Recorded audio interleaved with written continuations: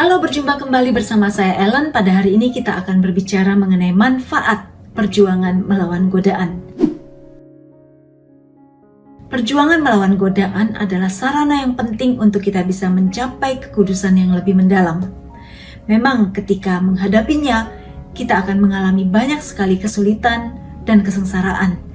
Namun ketika kita dapat merespon dengan tepat, kita akan mencapai kekudusan yang lebih mendalam. Di dalam Ibrani 12 ayat 10b sampai dengan 11 dikatakan, Dia mengajar kita untuk kebaikan kita, supaya kita beroleh bagian di dalam kekudusannya. Memang tiap-tiap ganjaran pada waktu ia diberikan tidak mendatangkan sukacita, tetapi duka cita. Tetapi kemudian ia menghasilkan buah kebenaran yang memberikan damai kepada mereka yang dilatih olehnya. Oleh sebab itu, ketika kita mengalami berbagai macam kesulitan, tantangan, dan godaan di dalam perjalanan hidup rohani kita, janganlah kita berkecil hati. Karena godaan-godaan itu ada untuk kita hadapi dan kita akan beroleh kekuatan bertumbuh di dalam kebajikan setelah melewatinya dan tetap setia pada iman. Ada 10 godaan yang akan kita lihat yang biasanya dialami oleh orang-orang yang mau maju di dalam hidup rohani. Yang pertama adalah semangat yang tidak matang, khususnya bagi mereka yang baru mengalami pertobatan atau memulai kehidupan rohani yang lebih baik. Dia akan mengalami bahwa banyak hal-hal baik yang ingin dilakukan secara berlebihan atau semangat yang terlalu menggebu-gebu untuk melakukan aktivitas-aktivitas rohani. Dan biasanya orang seperti ini bisa juga jatuh di dalam kesombongan karena merasa diri sudah lebih baik daripada orang lain, dan juga bisa lebih mudah mengkritisi orang lain yang tidak segiat dirinya. Oleh sebab itu, orang-orang di dalam tahap awal pertobatan hendaknya tidak dibebani dengan terlalu banyak pelayanan agar mereka tidak menjadi kelelahan dan tidak menjadi mundur ketika menghadapi tantangan-tantangan atau kesulitan yang belum sebanding dengan kematangan hidup rohaninya. Orang yang terlalu bersemangat biasanya tidak lagi mendengarkan bimbingan Tuhan atau menggantikan rahmat Tuhan, karya Tuhan dengan rencana dan kekuatannya sendiri atau keinginan sendiri. Biasanya juga orang yang mempunyai semangat yang berlebihan seperti ini kurang tekun di dalam suatu latihan rohani tertentu, sehingga sebelum mencapai suatu hasil, mereka sudah berpindah pada suatu kegiatan yang lain, mudah untuk menyerah ketika mengalami kesulitan. Yang kedua, godaan yang biasanya juga terjadi pada orang-orang yang mau maju di dalam hidup rohani, yaitu kesuaman. Pada saat-saat tertentu, apa yang duniawi, apa yang manusiawi itu tampak begitu menarik dan seakan-akan itu abadi, sehingga ada orang-orang yang begitu dipenuhi oleh keinginan untuk terus-menerus menambah kekayaan walaupun mungkin sudah sangat berlimpah di dalam harta duniawi, namun seakan-akan diperlukan untuk hidup yang 1000 atau 2000 tahun lagi atau mungkin selamanya, sehingga harus memupuk kekayaan sampai tanpa batas, sehingga apa yang menjadi hal rohani itu seakan-akan tidak menarik, tidak konkret, bahkan terlalu sulit untuk dicapai. Apa yang ilahi tampak menjadi begitu abstrak. Sedangkan godaan yang ketiga, orang yang memulai perjalanan hidup rohani dan sudah mulai bertumbuh, kadang-kadang juga dihadapkan pada godaan melihat Allah sebagai Allah yang tidak adil, yang mengganjar orang fasik, orang yang jahat, orang yang tidak berdoa, tidak serohani dirinya, itu malahan dengan kekayaan, kesehatan, kenikmatan. Sedangkan orang-orang rohani malahan mengalami banyak kesulitan, tantangan, dan kesukaran di dalam kehidupannya. Hal seperti ini menjadi suatu godaan yang seringkali menyebabkan orang rohani begitu sedih, kecewa dengan kenyataan hidupnya sendiri. Namun kalau kita melihat di dalam perspektif kekekalan atau di dalam Mazmur 73 kita bisa membacanya, sesungguhnya Allah itu baik bagi mereka yang tulus hatinya, bagi mereka yang bersih hatinya. Tetapi aku sedikit lagi maka kakiku terpeleset, nyaris aku tergelincir, sebab aku cemburu pada pembual-pembual kalau aku melihat kemujuran orang-orang fasik, sebab kesakitan tidak ada pada mereka, sehat dan gemuklah tubuh mereka. Mereka tidak mengalami kesusahan manusia, dan mereka tidak kena tulah seperti orang lain. Sebab itu, mereka berkalungkan kecongkakan dan berpakaian kekerasan, karena kegemukan kesalahan mereka menyolok. Hati mereka meluap-luap dengan sangkaan. Mereka menyindir dan mengata-ngatai dengan jahatnya. Sia-sia sama sekali aku mempertahankan hati yang bersih dan membasuh tanganku tanda tak bersalah. Namun sepanjang hari aku kena tulah dan kena hukum setiap pagi. Tetapi ketika aku bermaksud untuk mengetahuinya, hal itu menjadi kesulitan di mataku, sampai aku masuk ke dalam tempat kudus Allah dan memperhatikan kesudahan mereka.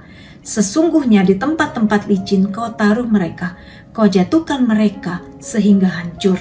Seringkali kita iri terhadap orang-orang yang melakukan kejahatan, tidak berdoa atau tidak serohani diri kita, karena kita melihat kemujuran senantiasa ada di dalam hidup mereka. Mereka sehat, juga kaya. Namun, orang-orang rohani tampaknya hidupnya lebih sulit, banyak tantangan, mencari uang aja susah. Hal inilah yang perlu kita lihat di dalam perspektif kekekalan.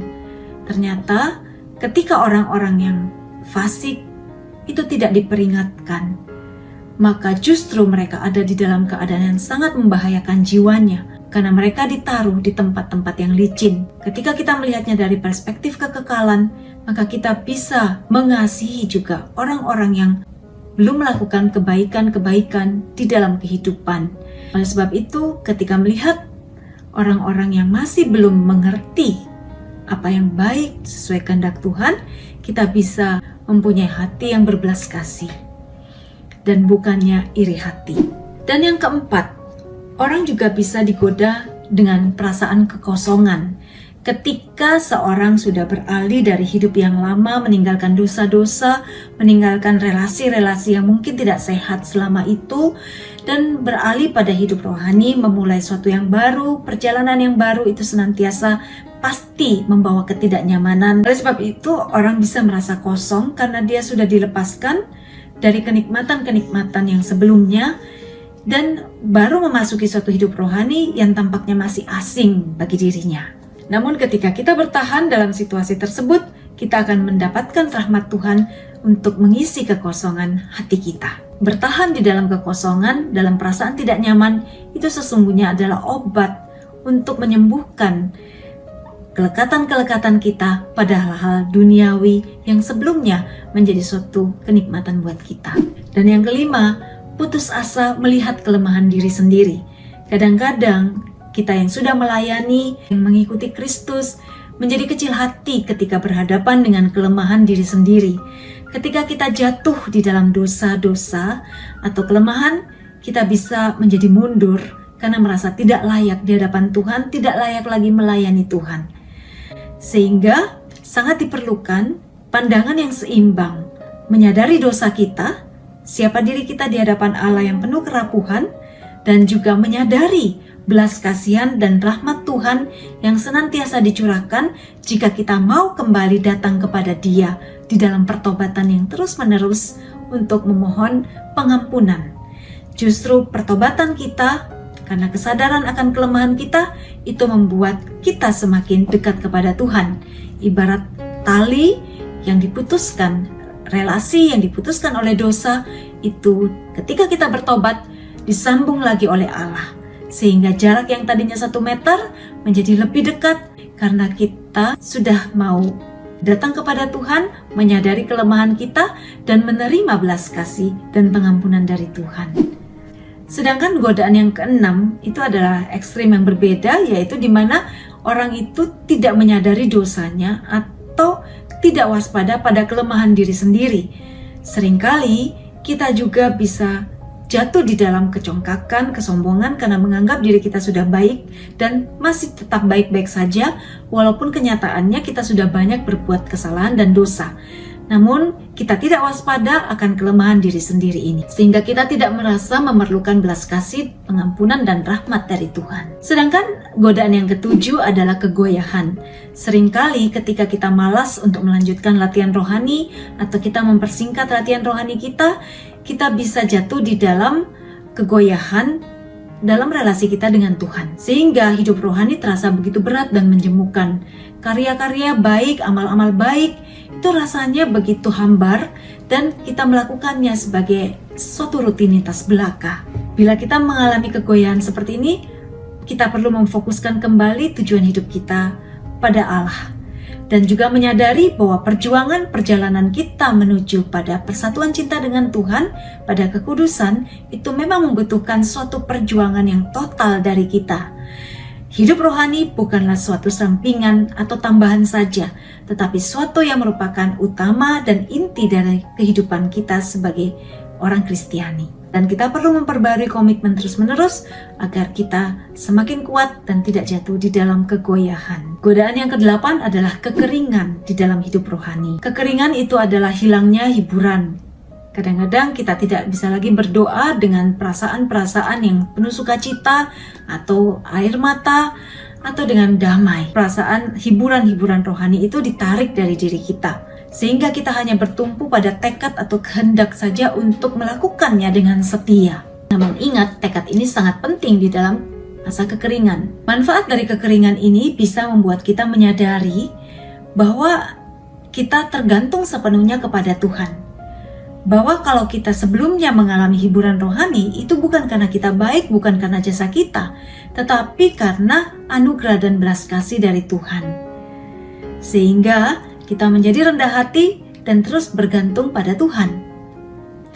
Kekeringan juga membuat kita mencintai Tuhan bukan karena berkat yang Dia berikan, tetapi karena Allah kita adalah Allah yang patut dicintai demi dirinya sendiri. Kekeringan juga membuat kita melepaskan dari kenikmatan-kenikmatan devosional kita, serta menguatkan keutamaan khususnya di dalam kesabaran, ketekunan, kesetiaan, dan cinta kasih yang semakin tulus kepada Allah.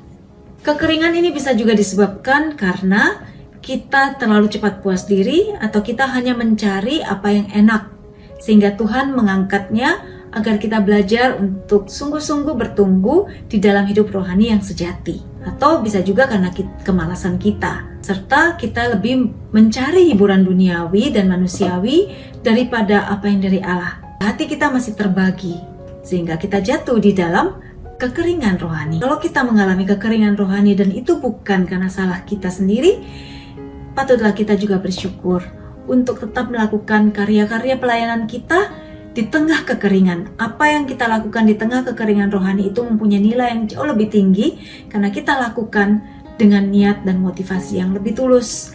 Bukan karena mencari hiburan, bukan karena kita merasa kuat, tetapi karena kita sepenuhnya mau punya komitmen kepada Tuhan dan pada pelayanan yang sudah ditugaskan kepada kita. Hal ini juga menyatukan diri kita dengan Yesus yang mengatakan, bukan kehendakku tapi kehendak-Mu lah Tuhan. Kalau kita sudah berkomitmen, maka kita tetap mau melakukan kehendak Tuhan walaupun kita merasa kita tidak mampu. Maunya kita mungkin saat itu kita tidak melakukan tugas tersebut karena kita merasa tidak nyaman, tidak bersemangat, tetapi karena kita mempunyai komitmen, kita tetap melakukan kehendak-Mu, bukan kehendakku. Kesembilan adalah godaan pada kelekatan atas penghiburan rohani. Penghiburan rohani juga bisa membuat kita jatuh di dalam kelekatan, dan ini menjadi suatu godaan yang perlu kita atasi juga. Jika Tuhan sedang memberikan kita hiburan, nikmati, bersyukur, dan timbalah banyak rahmat-rahmat dari Tuhan untuk hidup rohani kita. Penghiburan rohani ini menerangi akal budi kita dan menarik kehendak kita untuk berdoa lebih banyak. Sumber penghiburan rohani itu bisa dari Tuhan, seperti ibu yang mau memberi anaknya, mengajak anaknya untuk belajar, dia memberikan reward. Demikian juga Allah, kalau mau menarik kita, melepaskan kita dari kelekatan duniawi, Dia bisa memberikan kita kenikmatan rohani, penghiburan rohani, agar kita bisa meninggalkan kenikmatan-kenikmatan rohani yang selama ini begitu mengikat kita. Dan setan juga bisa memberikan semacam perasaan-perasaan senang, dan itu bisa membuat kita mau bertindak lebih lagi, dan akhirnya membuat kita menjadi putus asa kalau kita kelelahan.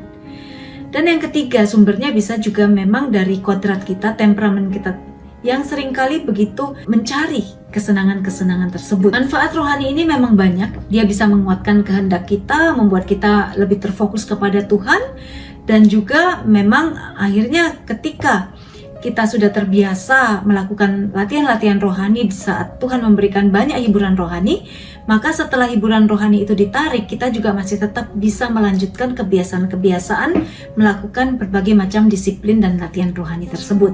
Namun ada bahayanya jika kita melekat pada penghiburan rohani tersebut, merasa diri kita sudah kudus, dan akhirnya kita lebih menikmati hiburan-hiburan rohaninya daripada sungguh-sungguh mau masuk di dalam doa yang mengubah diri kita.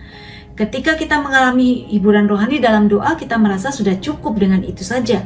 Padahal yang mengubah kita adalah pengorbanan. Ketika kita sungguh-sungguh di dalam hidup kita sehari-hari, mau berkorban, mau mengalah, mau mengampuni, disitulah kita akan sungguh-sungguh juga diubah menjadi pribadi yang semakin menyerupai karakter Kristus sendiri.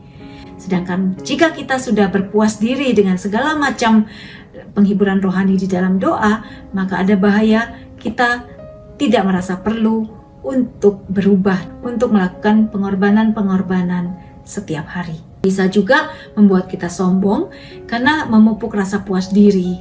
Dan kita menganggap doa kita itu mudah karena jasa kita atau karena kita sudah hebat untuk berdoa. Dan juga bisa menimbulkan kesia-siaan jika kita memamerkan apa yang pengalaman-pengalaman rohani kita kepada orang lain.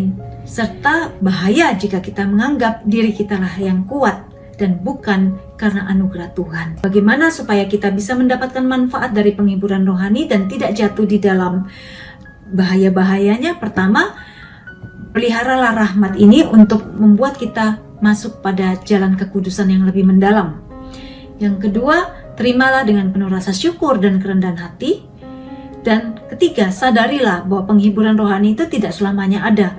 Oleh sebab itu, mohonlah rahmat agar kita tetap setia di dalam kekeringan. Nah, sedangkan godaan yang terakhir adalah prioritas yang salah. Kadang-kadang kita terlalu memprioritaskan segala aktivitas rohani kita dan melupakan relasi pribadi dengan Tuhan, atau juga melalaikan tugas-tugas kita di dalam keluarga atau pekerjaan sebagaimana status hidup kita. Nah, atau di lain pihak kita bisa terlalu tenggelam pada kesibukan duniawi dan tidak lagi memprioritaskan relasi dengan Tuhan dan mengabaikan lagi pertemuan-pertemuan rohani, apalagi aktivitas rohani dan pelayanan kita. Nah, prioritas ini perlu terus-menerus kita adjust, dan disinilah kita perlu terus-menerus mempunyai kebijaksanaan hari demi hari untuk mengatur kembali prioritas kita agar senantiasa mendatangkan kebaikan dan juga membawa kita lebih dekat lagi pada persatuan kehendak kita dengan kehendak Tuhan sendiri. Dengan demikian, kita senantiasa bisa mendapatkan keuntungan dari segala perjuangan kita melawan godaan.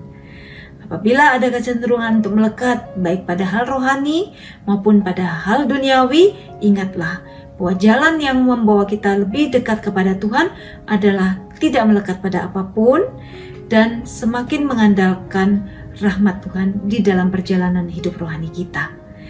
Tetaplah setia, tetaplah melayani.